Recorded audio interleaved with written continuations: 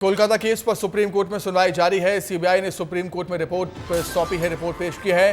बंगाल सरकार ने भी सुप्रीम कोर्ट में रिपोर्ट सौंपी है और सुनवाई के दौरान सीजेआई डीवाई चंद्रचूड़ ने कहा कि सरकारी अस्पतालों में कई दिक्कतें हैं।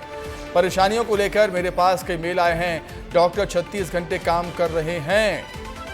डॉक्टर्स को काम पर लौटना चाहिए। जरूरत हुई तो हम सुरक्षा देंगे। कमेटी रेजिडेंट्स डॉक्टर्स का पक्ष सुने, सीजीआई का कहना। तो कोलकाता केस पर सुप्रीम कोर्ट में सुनवाई लगातार जारी। सीबीआई ने सुप्रीम कोर्ट में रिपोर्ट सौंप दी है। बंगाल सरकार ने भी सुप्रीम कोर्ट में अपनी रिपोर्ट सौंप दी है। सुनवाई के दौरान सीजीआई डीवाई चंद्रचूड़ ने कहा है कि सरकारी अस्पतालों में कई दिक्कतें हैं। अधिक जानकारी के लिए सीधे हम दिल्ली का रुख कर देते हैं। हमारे सहयोगी अमृत तिवारी हमारे साथ जुड़े हुए हैं। सुनवाई लगातार जारी। अमृत, देखना होगा क्या फैसला आएगा, लेकिन सीजीआई कह रहे हैं, मान रहे हैं वो कि सरकारी अस्पतालों में कई परेशानियां। बिल्कुल सुमित, देखिए जो अभी सुनवाई चल रही है उसके दो बिंदु बड़े ही अहम हैं, जिसमें चीफ जस्टिस ने जो टिप्पणियां की हैं और बेंच ने जो बातें कही हैं उस पर गौर करने वाली बात है।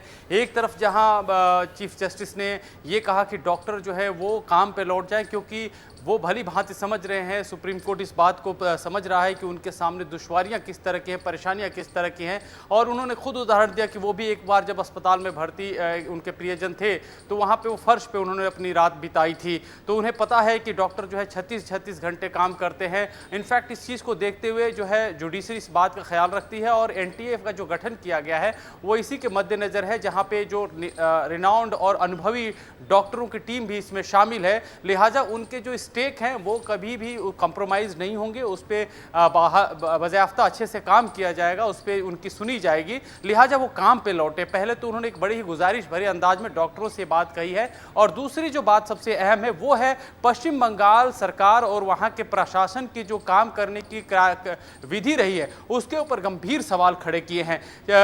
सुप्रीम कोर्ट ने साफ तौर पे कहा कि जिस तरह से ये पुलिस ने एफआईआर दर्ज की है उस पर सवालिया निशान खड़े होते हैं।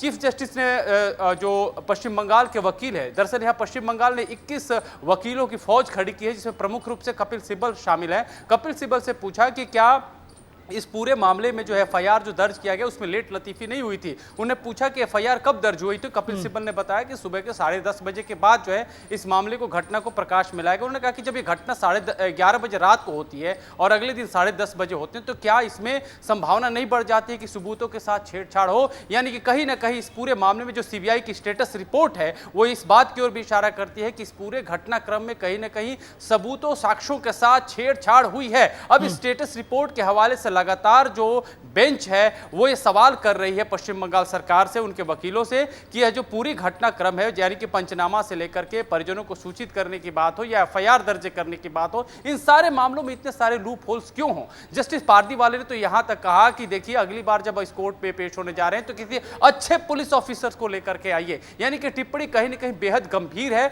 सुप्रीम कोर्ट इस मामले में ज्यादा सख्ती दिखा रहा है। जिस तरह से पश्चिम बंगाल सरकार और उनके जो प्रशासन की मॉडस ऑपरेंडी रही है वो कहीं ना कहीं कलंकित करने वाली है और कहीं ना कहीं वो सवालों के घेरे में है कि जो एक ऑपरेशन होता है, जैसे कि कोई भी अगर हत्या हो जाती है तो जरूर उसमें जो है तुरंत पहला जो पुलिस का जो लेकिन जो दो बड़ी टिप्पणियां की हैं कि एक तो डॉक्टर्स को काम पर लौटने के लिए कहा और खुद सीजीआई ने कहा है कि मैंने महसूस किया है कि वो फर्श पर सोए थे सरकारी अस्पतालों के हालातों के बारे में। बहुत शुक्रिया आपका अमृत, जुड़ने के लिए, तमाम बातचीत के लिए, जानकारी के लिए। तो कोर्ट में सुनवाई लगातार जारी है, देखने वाली बात होगी क्या कुछ फैसला आएगा।